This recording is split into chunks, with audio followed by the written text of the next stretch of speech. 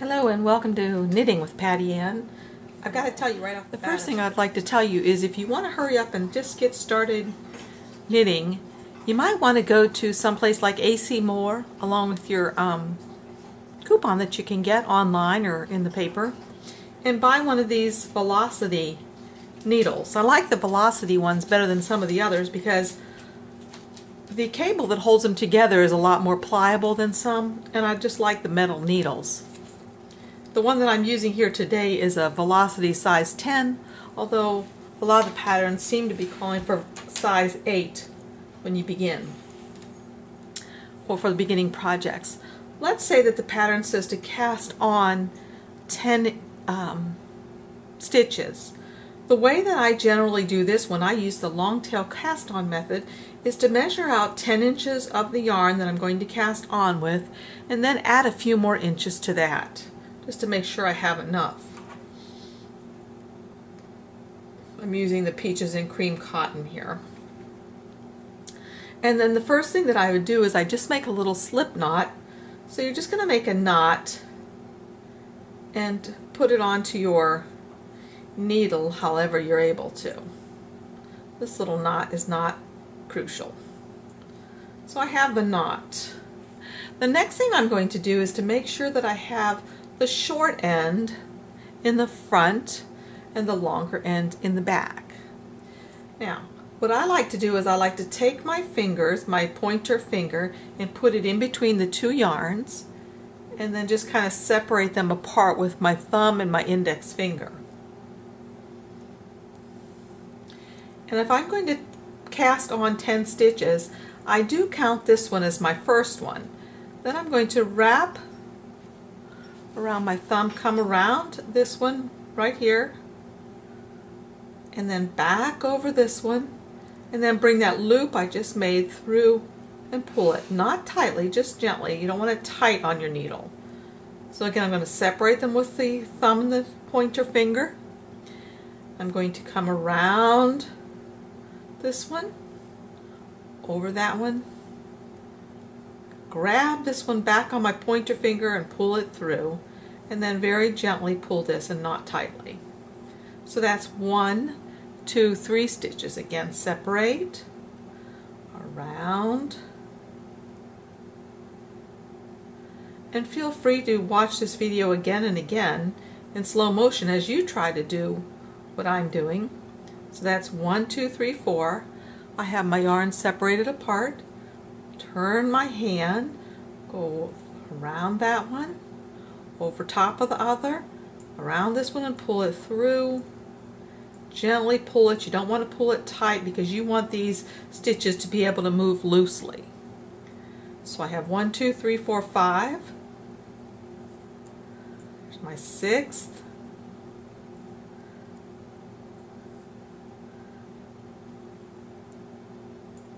7,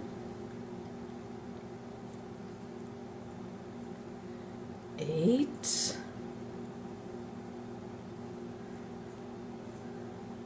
9,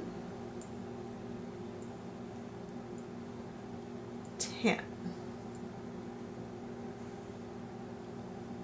And at this point I'd want to count them again to make sure that I do have 10 stitches cast on. So I have 1, 2, 3, 4, 5, 6, 7, 8, 9, 10. That's right.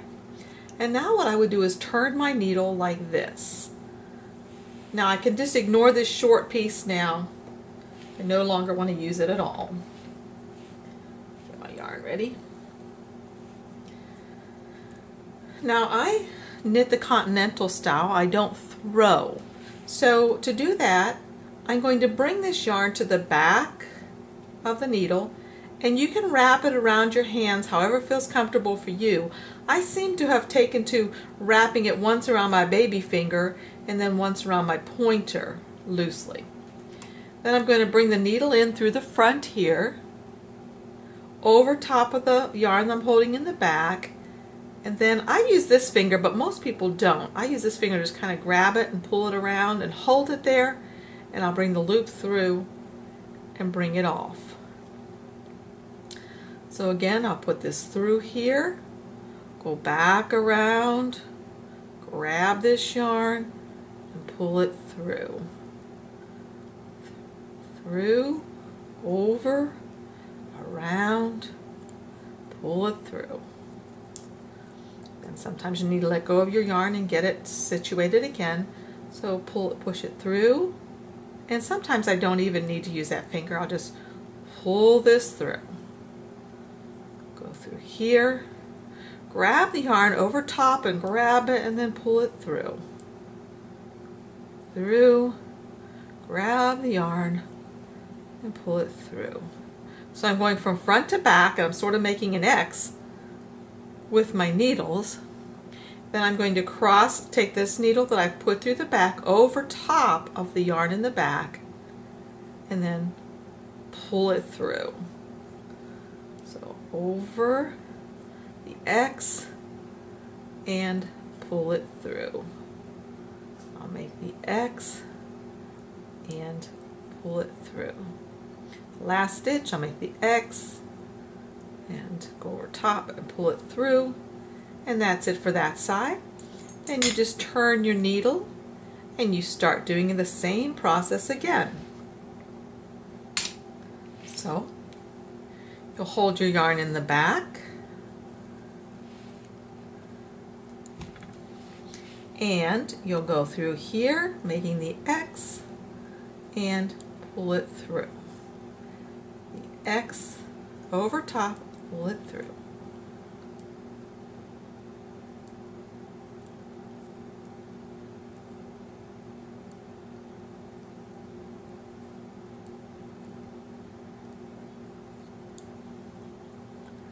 And you'll continue doing this row by row by row.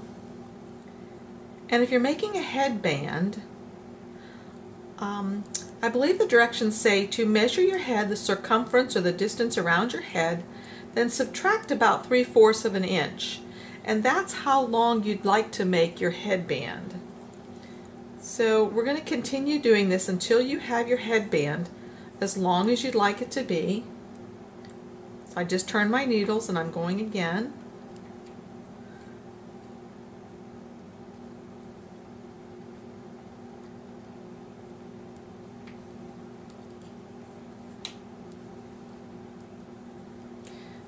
And I'm going to show you something. If you're not able to finish your headband all in one sitting, you may wonder about this when you pick up your needles. Where do you start? Let's just imagine that we've just finished and we've got this going on. We're coming back to our needles and we're picking them up and wondering, now, how do I start? Well, you're going to start by having this needle without anything on it is the working needle. This is the one that's going to do the work. So you always begin with your working needle. So your working needle is going to go in, bring the yarn around, still knitting. You're just going to keep knitting row by row.